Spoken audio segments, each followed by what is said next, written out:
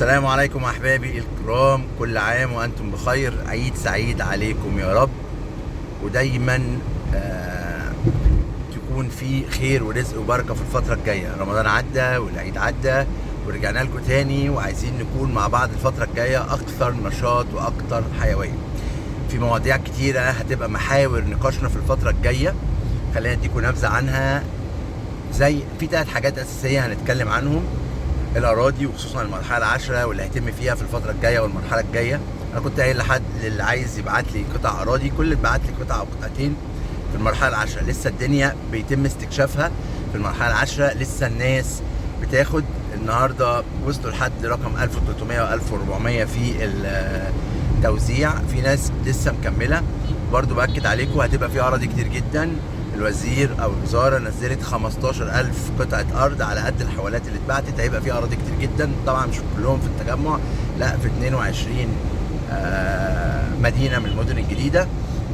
لكن كل اللي هيعوز هياخد، كل اللي هيعوز هياخد باكبر طرح اراضي تم من سنين في المراحل كلها. يعني يمكن المرحله العاشره اكبر عدد كميه اراضي اتطرحت في المراحل كلها. فانا مش عايز حد يندفع ونسمع ارقام خزعبليه. في ناس نفذت بارقام عاليه، انا شايف انها عاليه، مش هيكسبوا فيها الا لو كانوا واخدينها عشان يبنيوها لنفسهم، فتمام، مفيش مشكله، مع الوقت هتزيد. لكن اللي بيحاول يشتري النهارده مرحله 10 بكويت، ده كويس قوي. انت بتختار، ما تتسرعش، ما تسخنش من الاخر. لسه في اراضي كتير قوي لسه هتطرح ولسه نازله، وهتختار براحتك وهتختار بمزاجك. لازم نبقى فاهمين ان انت لو اشتغلت على حته اللي انت تتعامل بمبدأ اجري ورا الكلام المعسول او الاشاعات، مش هعرف اشتري ولا هعرف اكسب ولا هعرف استثمر. فبراحتنا وبكويت، وان شاء الله كل اللي نفسه يشتري هيشتري، وكل اللي نفسه يستثمر هيستثمر، لكن بالعقل وبالمعقول. فاذا المحور الاساسي اللي هنتكلم عنه في الفتره الجايه اراضي بيت الوطن بشكل عام، خصوصا المرحله العاشره، والاراضي الكاش الخالصه الثمن، لان برضو هيبقى مطروح. الناس تعمل مقارنه، طب انا بالاوفر، بالمقدم، طب والاقساط، بالفوائد. خدوا بالكم محدش يحسب الاراضي بالسعر بتاعها المقدم والثلاث اقساط. في حاجه اسمها فوائد، وفوائد متراكمه بتتحسب في الثلاث اقساط من اول ما تيجي تستلم. فلازم تبقى فاهم كويس قوي وانت بتشتري ايه الثمن الكلي للارض اللي انت بتشتريها، مش مجرد اللي انت بتسمع مقدم وسعر. بلاش السمسار او البروكر او اللي بيوجهك تشتري يقول لك جزء من المعلومه ما ادالكش كامله. فكده دي اول نقطه واول محور اساسي في الفتره الجايه. المحور الثاني اللي هنتكلم عنه في المرحله الجايه وفي الفترات الجايه محور التجاري والاداري.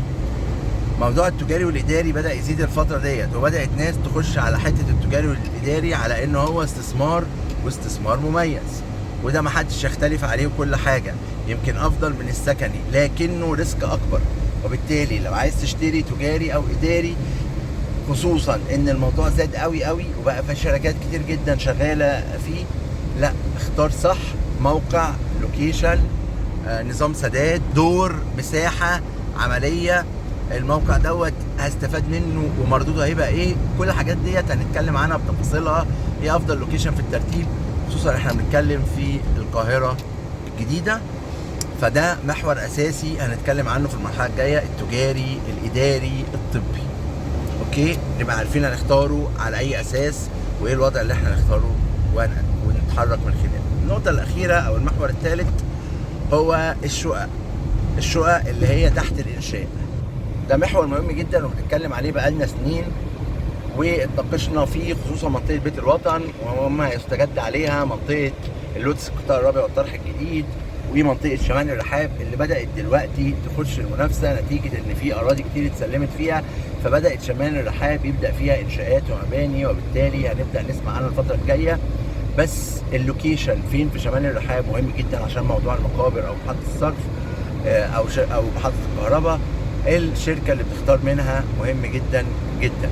وبالتالي احنا دلوقتي عندنا الثلاث محاور اللي انا قلت لكم عليهم، اللي هو محور الاراضي وخصوصا المرحله العاشره، التجاري والاداري والطبي، الشقق تحت الانشاء بيت الوطن، واللوتس القطاع الرابع والطرح الجديد، ومنطقه شمال الرحاب. الفتره الجايه في حاجات هنزل اصورها من الواقع، وفي حاجات هنزل على الطبيعه، وفي حاجات اصورها من عندي من المكتب، من الاستوديو بتاع المكتب اللي عندي او مكتبي. فهتناقش كتير جدا في الامور ديت بتفصيلها، وفي نفس الوقت هدرس ان انا انزل العاصمه الاداريه الجديده، لان العاصمه الاداريه الجديده فيها انا ما عملتش فيها فيديوهات بقالي فتره، ففيها متغيرات كتير حصلت. فعايزين ننزل نشوف على الطبيعه ايه احدث واجدد الحاجات اللي حصلت في العاصمه الاداريه الجديده على ارض الواقع، ايه اللي اتبنى، ايه اللي لسه متاخر، لو هناخد فين، ايه المناطق اللي نشتري فيها في العاصمه الاداريه، ايه المناطق اللي لو حد عرض علينا فيها اوكي مفيش مشكله، واللي عرض علينا فيها نقول له لا بلاش. ده محور رابع هدرسه واحطه في خطتي المرحله الجايه ان شاء الله. انا مش بتكلم على الكومباوندات كتير، في ناس متخصصه اكتر مني في الكومباوندات وفي الشقق داخل الكومباوند. حاولوا قدر المستطاع لو هتشتروا جوه كومباوند تختاروا حد ثقه تتعاملوا معاه، وتختاروا كومباوند ثقه كويس جدا تتعاملوا معاه، لان الكومباوندات تفاصيلها كتير. يمكن انا مش عندي مهاره فيها الا لو بنتكلم على اسماء كبيره، لكن في النهايه جوه كومباوند اعرف انت بتشتري ازاي وتشتري منين.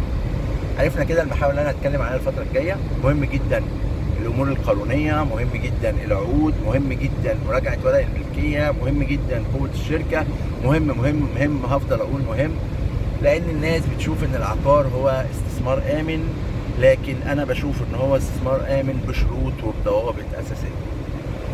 دمتم بخير، كان معكم محمد المهدي، كل سنه وانتم طيبين.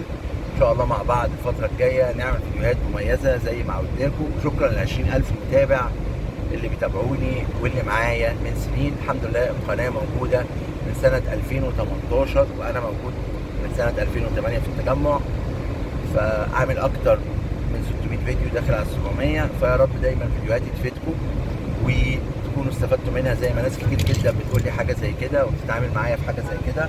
فيا رب دايما ربنا يكرمكم يا رب وتستفادوا بالفيديوهات اللي احنا بنعملها، وان شاء الله نكون دايما عند حسن ظنكم.